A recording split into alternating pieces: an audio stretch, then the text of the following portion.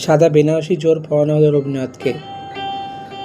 পরনে কোচানো ধুতি, গরদের পাঞ্জাবি, পাট করা চাদর গলার নিচ থেকে পা পর্যন্ত ঝোলানো, কপালে চন্দন, গলায় গোড়ে মালা, দুপাশে রাশি রাশি শ্বেতকমল রজনীগন্ধা, যেন রাজা ঘুমোচ্ছেন রাজসজ্জার উপরে।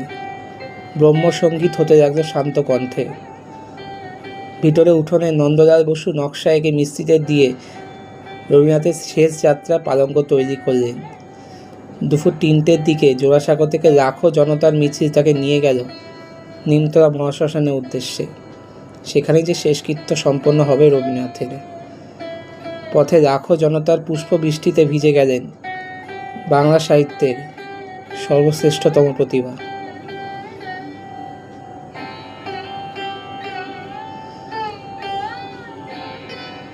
বন্ধুরা, শেষ হলো রবীন্দ্র জয়ন্তী উপলক্ষে আমাদের ধারাবাহিক কবিগুরুর অন্তিম দিনগুলি।